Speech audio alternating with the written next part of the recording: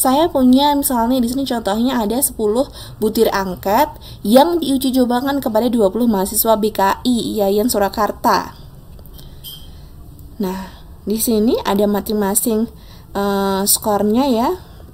Dari putri angkat 1, Poppy ini skornya 2, putri angkat 2 3, kemudian putri angkat yang ketiga skornya 2 dan seterusnya hingga total skornya 34. Oke, yang pertama tadi kita menggunakan rumusnya dulu. Kita masukkan satu persatu di rumusnya. Sebelum kita masukkan ke rumusnya, kita perlu menggunakan tabel bantuan. Nah, saya memberikan satu contoh saja, yaitu pada validitas butir angket nomor 1. Karena kalau tadi ada 10 butir, berarti kita mencari 10-10-nya gitu ya, untuk bisa dites validitasnya. Jadi item 1, item 2, item 3 sampai item ke-10. Oke, di sini karena kita hanya menghitung item yang pertama, di sini tabel bantuannya adalah ada X1, yaitu tadi ya, nilai pada item pertama atau skor item pertama. Tadi Poppy skornya 2, Bagas skornya 4, Fariha skornya 1 dan seterusnya sampai Rizka. Dan Y adalah skor total ya, atau total skor tadi yang di pos sebelah sana. Poppy total skornya dari 10 item itu adalah 34, Bagas total skornya 37 dan seterusnya sampai Rizka total skornya 25. Nah, sebelah kanannya kita berbantukan untuk perhitungan, yaitu ada X kuadrat, yaitu hasil dari X dikuadratkan. 2 kuadrat 4, 4 kuadrat 16 dan seterusnya. Begitu juga dengan Y kuadrat. 34 kuadrat berapa? 37 kuadrat berapa? Kalian bisa menggunakan bantuan Microsoft Excel untuk bisa membuat tabel seperti ini. Atau boleh menghitungnya manual dengan kalkulator di HP kalian masing-masing. Nah, di sebelah pojok kanan ini ada XY, artinya X dikalikan Y. 2 dikali 34 yaitu 68. 4 dikali 37 148, 1 dikali 22 yaitu 22 dan seterusnya.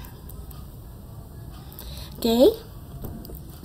Kemudian dari tabel tadi ya, tabel bantuan tadi kita akan menghitung. Kita dapatkan dulu di sini ada sigma X. Di sini bacanya sigma ya, yaitu jumlah X. Perhatikan di sini X item pertama jumlahnya ini 63. Kemudian sigma Y artinya jumlah dari Y, yaitu 654.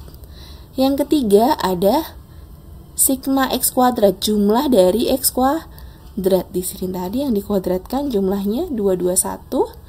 Kemudian sigma Y kuadrat ya 21930 dan sigma XY, jumlah dari hasil kali X dan Y. Nah, kalian bisa menggunakan ini menggunakan rumus sum yang ada di Microsoft Excel. Tuh. Dan N20, N tadi apa? N adalah jumlah responden. Nah, ini tadi perolehan datanya ya. Kemudian kita masukkan saja ke rumusnya. N-nya ini adalah 20. Kemudian sigma XY artinya jumlah dari hasil kali X dan juga Y. Ini ya. Yaitu 2152. Kemudian sigma X jumlahnya X ini tadi 63 dikali sigma Y jumlah dari Y. Dibagi N-nya 20 nih ya. Terus kemudian sigma X kuadrat, jumlah dari X kuadrat 221. Kita masukkan sini dikurangi. Hati-hati di sini. Ini dalam kurung sigma X baru dikasih kuadrat. Sigma X berapa? 63. Kita tulis 63 baru dikasih kuadrat di luarnya. Terus kita kurung, ada tanda kurungnya ini ya. Terus kurung buka lagi, N-nya 20 dikali sigma Y kuadrat, jumlah daripada Y kuadrat 21930 dikurangi sigma Y dikuadratkan. Jadi yang kita ambil adalah jumlah Y yang ini 654 dikuadratkan. kan. Oke. Perhatikan mana dulu yang harus dihitung ya. Hati-hati dalam perhitungan. Kita menghitung yaitu kali atau bagi dulu. Bila ada kali atau bagi baru tambah atau kurang. Maka yang pertama kita hitung adalah ini, perkalian. 20 dikali 2152. Hitung pakai kalkulator. Klik, kita masukkan ke sini 43040. Kemudian yang di sebelah kanannya dikurangi dengan, nah ini kan juga perkalian ya, 63 dikali dengan 654. Hasilnya 41202. Nah langsung tulisin satu-satu pelan-pelan saja. Kemudian bawahnya ini yang kita hitung adalah ini ada perkalian dulu nih ya. 20 dikali dengan 221. Kita tulis di sini. Nah, 4420 dikurangi 63 kuadrat. Nah, kalian hitung pakai kalkulator, 63 kuadrat berapa? Dikurangi 3969. Kemudian kurung buka lagi. 20 dikali 21930 yaitu 438600 dikurangi, nah ini di kalkulator lagi, 654 dikuadratkan yaitu 427716.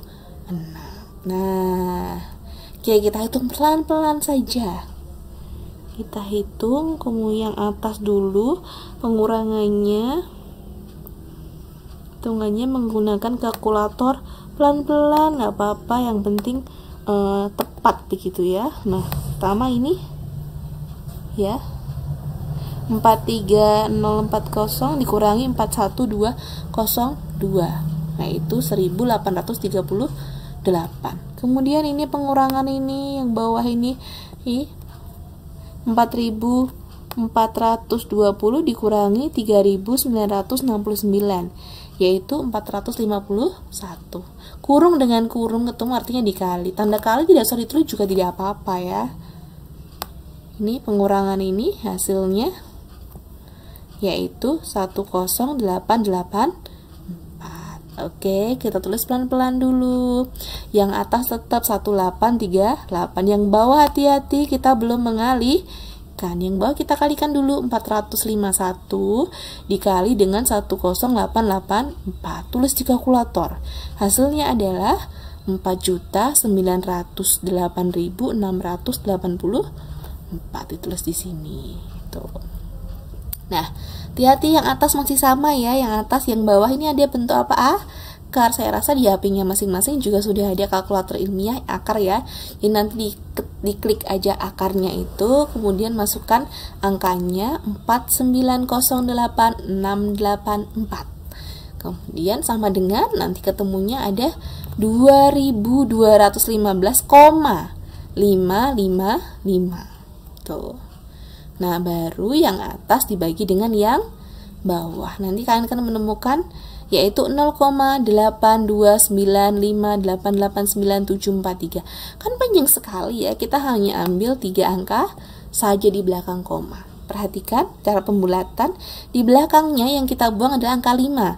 Kalau angka 5 dibuang, seperti kemarin ya, pembulatan itu adalah ketika angkanya yang dibuang itu 5 atau lebih, 5, 6, 7, 8, 9, itu maka dia dibulatkan ke depan.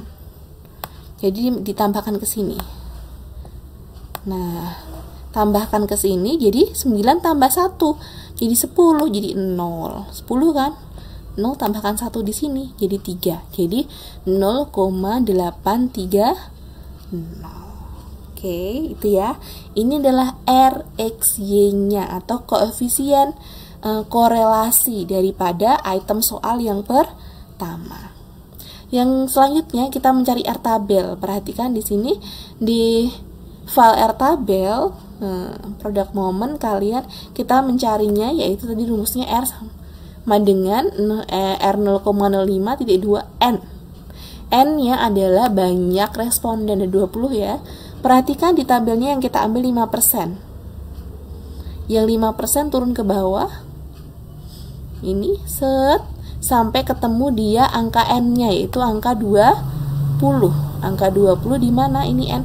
Set di sini. Nah, maka ketemu 20-nya ini, ketemunya adalah R tabelnya 0,444. Nah, itu adalah R tabelnya.